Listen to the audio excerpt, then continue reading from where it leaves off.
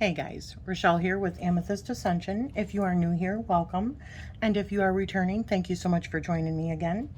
So today I'm doing a hashtag. This one was started by three lovely ladies. I seen this over on Meg's channel, which is Rose Honey Ritual, and Theia's channel, which is Garden Goddess Tarot, and Wendy's channel at Wendy's Occult Compass. All three of those channels are the ones that created this. And it is hashtag 10 decks for 10 Sephiroth. So I am extremely new to this. So please just bear with me. I'm just going to fumble my way through this as best as I can, given the information that I have, which is not a whole lot. I have not really studied this, although it is of great interest. So I am using, let me just show you really quick. This is my iPad. This is my tarot journal. And I have a Tree of Life category. This is an actual page that I scanned from the Metaphysician's planner that was created by Binah. And so, one second. And I found this Tree of Life depiction using the Thoth Tarot with it. So I'm just using this as my reference on the side here for all of my Sephiroths. So I am going to start at the bottom, which is Malkuth, which is the 10th Sephiroth. And this one says it is kingdom, the material world. Malkuth is the concentration of 4 elements that created our world: fire, water, air, and earth. Malkuth is the consciousness of living. Malkuth is the first consciousness of the initiate. It is the state of the newcomer. It is where you begin to realize how much knowledge there is for you to still acquire. Malkuth is the foundational study of the physical world so that you can ready yourself for understanding of the metaphysical. And the very first deck that I thought of for this is the Bonestone and Earthflesh Tarot by Evelyn Cameron and Anatorian. And I've said before in another hashtag that I did that this deck feels very Taurian to me, like Taurus. And Taurus to me feels extremely earthy. So Malkuth feels like very much earth and all those different elements. And the Taurian to me is somebody that is, although they're ruled by Venus, they are all about the senses and using their different senses. And that feels very elemental to me. So that is why I thought of the Bonestone and Earthflesh Tarot. The colors, everything. It is just so vivid and beautiful, and depictions of life, and it really evokes all of the senses. Oops. And there she is. So yeah, I very much thought of this particular deck for Malkuth. I'm going to try to keep this shorter just because, you know, I really don't know a whole lot about all of these. I am very intrigued, but I don't want to come across like majorly knowledgeable. But it was fun, and I wanted to dig into this one. I will be putting a link down to all of the original ladies' channels that I mentioned as well. So the next one is called Yesod, and that is called the foundation. Yesod represents dream consciousness, or the imaginative world within the mind. This is also the core upon which God built the world, the final lens through which the light of the upper Sephiroth are transmitted into Malkuth below. It is where physical reality and visionary reality fold into one another. Yesod is the level of subconsciousness. Here, ideas and knowledge are on the verge of taking form. Yesod is related to the cycles of changes that run the course of the natural world. Remember, this is all out of the Metaphysicians, one of the pages out of the Metaphysicians journal or planner that Binah Bowman created.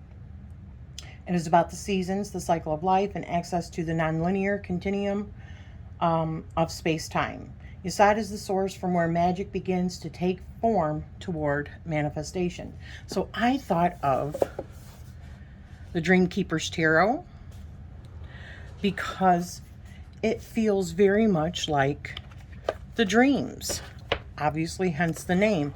But it says Yesod is like the dream state before form starts to... before it starts to take form. I don't know any other way of saying it. And that is like in the dream state. So, this one felt just right. This feels so dreamy and surreal. So that's why I chose this particular deck. And then the next one is called Hod, and that is the 8th Sephiroth. And that one is called Glory, achieved by leaning into one's toil and suffering rather than attempting to subdue by force, strength in prayer and faith. Hod is also the consciousness of analytical reasoning and ritual magic. It is about cognate communication and transmission of knowledge, whether by intellect or meditation. And for that one, I chose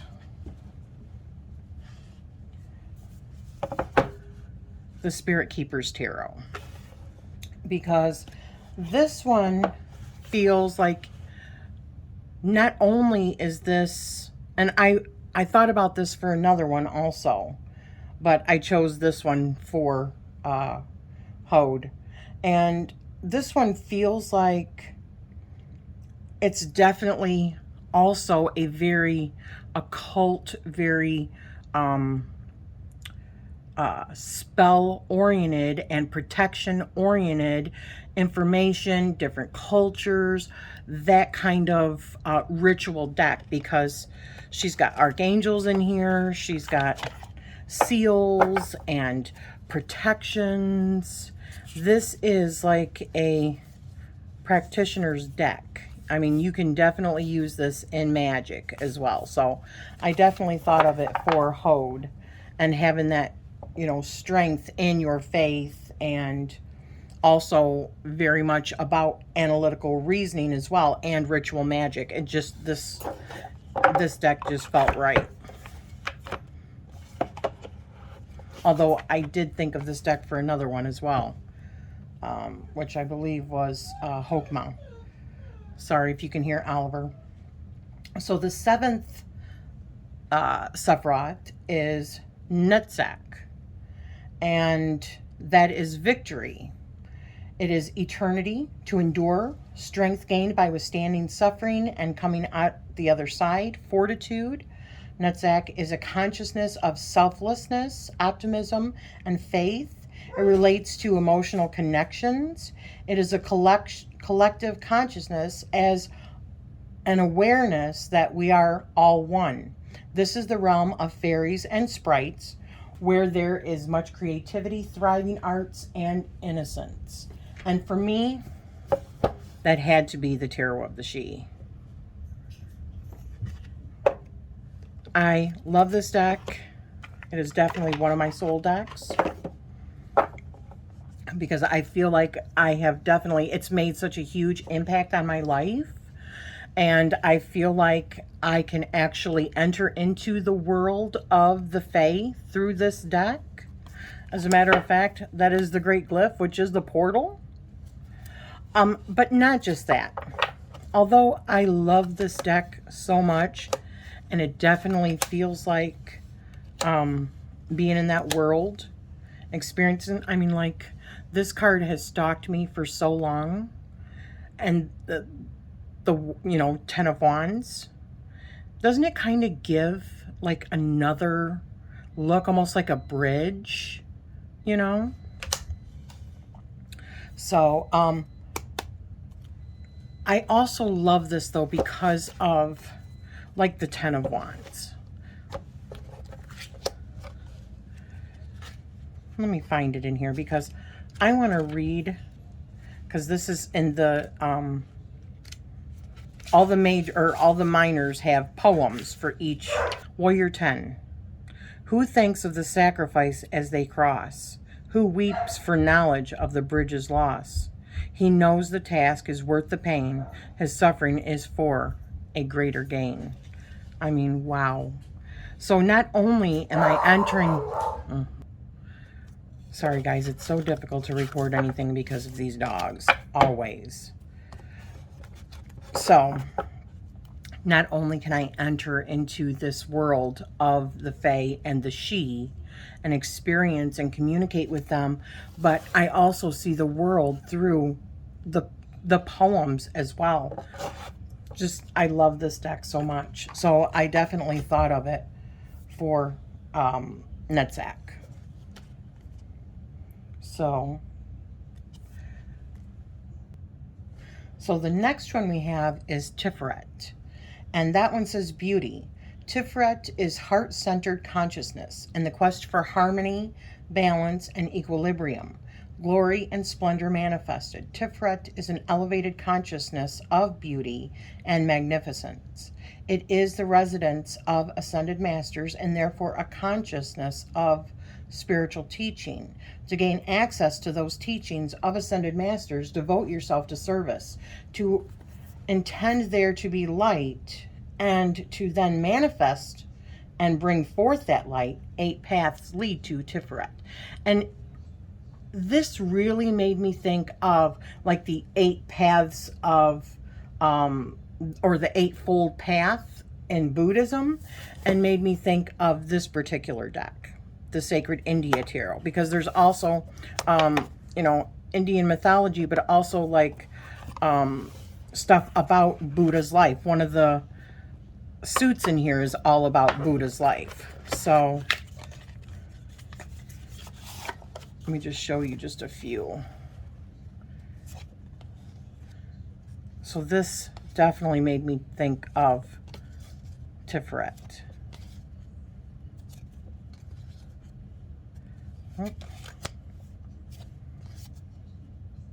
Isn't this excellent? And so many like ascended masters, and it's just beautiful. And yeah.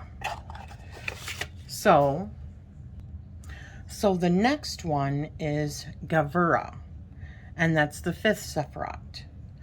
And there's other stuff I'm not getting into, like the 2 different columns, one of mercy and one is severity, all that. I'm not even going there.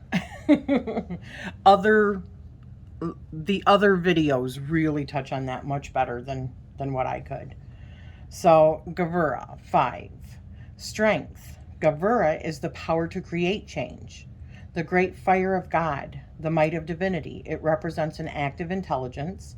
This is the power and force to execute loving kindness, uphold virtue, and justice. Gevarah embodies a warrior consciousness. It is having the courage to take action. It is a source of motivation, perspiration, and the inner drive or push to action. And so for this one, I thought of... Sorry, I know it's so hairy from these doggies.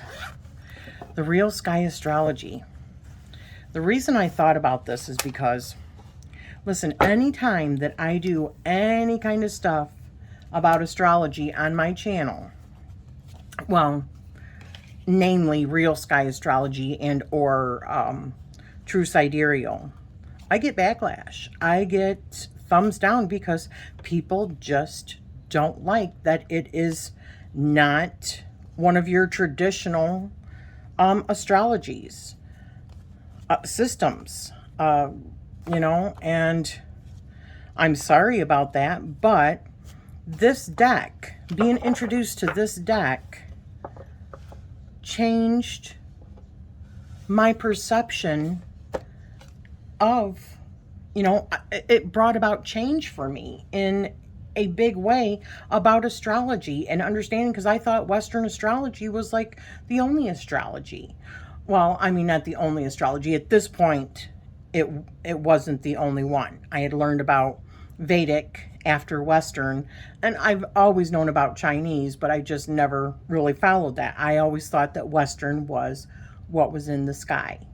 And when I found out that that was not, that, you know, that that's based on a fixed system and a seasonal wheel, but I didn't know that. So this was like a major change for me. And yet again, it feels like a cover-up. You know, my conspiracy mind. I just can't help myself. I'm sorry, guys. So this deck brought about major learning and change for me, and my love, my great love of astrology, and learning more, and, you know, just really digging in. So yeah, that was the one that I thought of for Gevarah. Gevarah, however you pronounce it. I love this deck, and I love Real Sky Astrology. So the next one is for Hesed, or Chesad. I think it's Hesed. And it's mercy. It's the fourth Sephiroth. And it says, Hesed represents virtue, justice, benevolence, and receptive intelligence, piety, loving kindness, metta, charity. This is the great mercy. It is the remuneration given for positively accrued karma. To express love for divinity, one must first act out of the expression of love for fellow humanity. And to me, this really speaks of the light seers. So this deck, this was like one of the first decks that I ever truly started understanding a little bit better about the difference between like the light and the dark, or the light and the shadow of tarot itself. And this feels, I've said it before, like a very community oriented deck. This made me, it feels like a kind and loving tarot deck.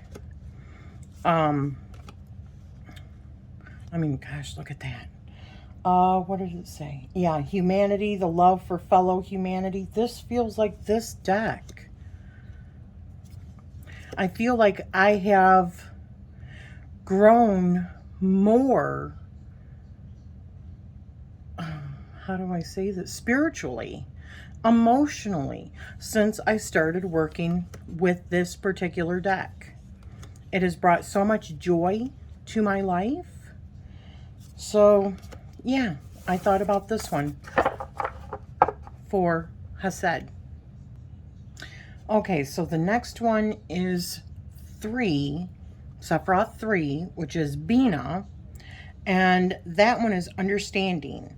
Binah is the force of creation and destruction of matter. It is empowerment and acquisition of the most powerful forms of knowledge. Binah is attainment of esoteric occult knowledge, consciousness of empowerment, knowledge by contemplation in the palace of mirrors, processed wisdom. So for me, I thought of the Thoth.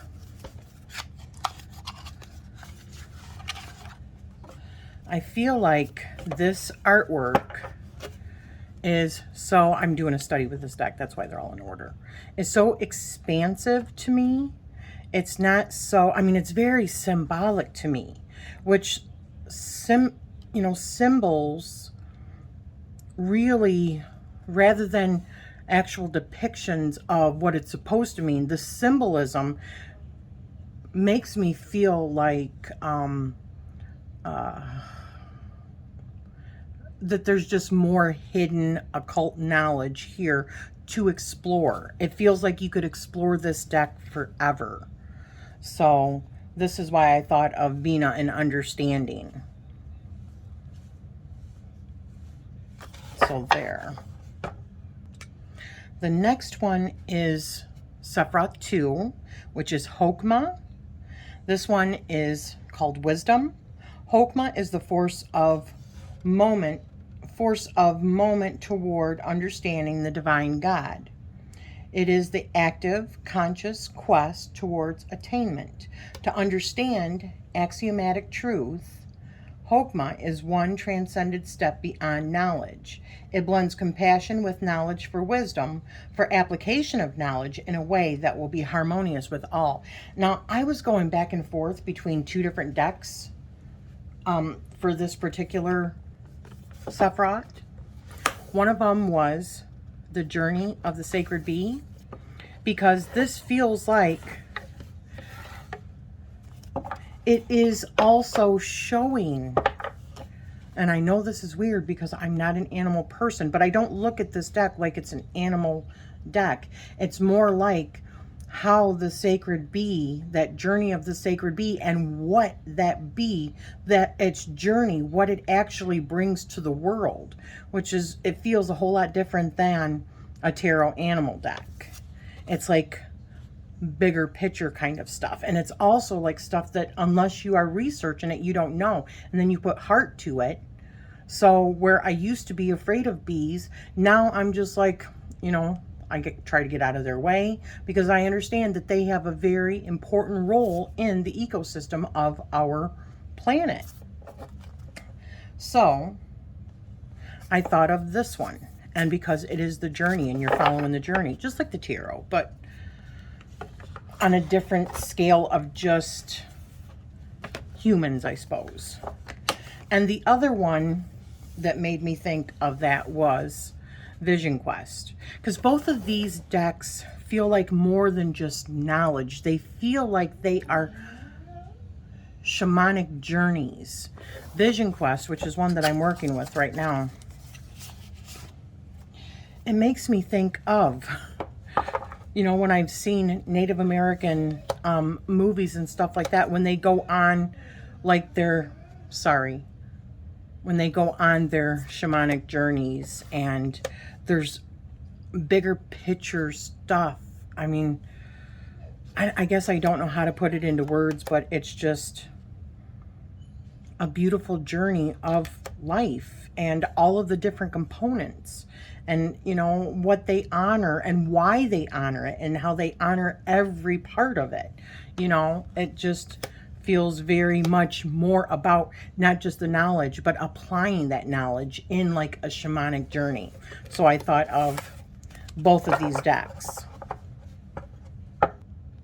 And the last one is called Keter. And it is the crown, considered the crown. It is at the top of the Tree of Life. And it says, Keter represents completion of the great work, the most sublime. It is access to the most potent source of personal power. Keter is a super consciousness, a place of pure healing white light and emanation of the divine. Prognostication of attainment. 3 paths lead to the light: wisdom, understanding, or heart-centered consciousness, which is mysteries revealed, which she has it here as key 0, key 1, and key 2, which means the Fool, the Magician, and the High Priestess. And so for me, I really couldn't think of any deck that really could embody Keter, but the closest one that I could think of that was tarot, and I tried to keep these all tarot, I could have probably thought of a couple of, you know, much different decks if it was Oracle. But I thought of this one because this makes me think of like angels and light and healing light and pure energy light, and this is the tarot of light.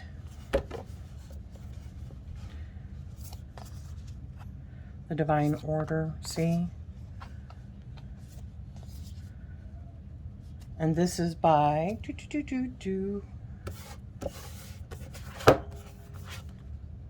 this is Blue Angel Publishing, and this is Denise Jarvie and Tony Carmine Salerno. And so this is what made me think of Keter, the closest that I could think of Keter in a tarot deck. I do have another oracle deck, and you know what? I don't know if this was supposed to be just tarot. I just thought that it was supposed to be tarot because it's related to the tarot, but I would like to see people do the 10 different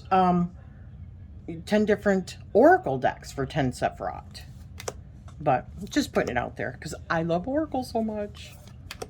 But anyway, so there are my 10 decks for 10 Sephiroth, or Sephiroth, however you say it. As I said, this was started by Theia from Garden Goddess Tarot, by Meg over at Rose Honey Ritual, and by Wendy at Wendy's Occult Compass.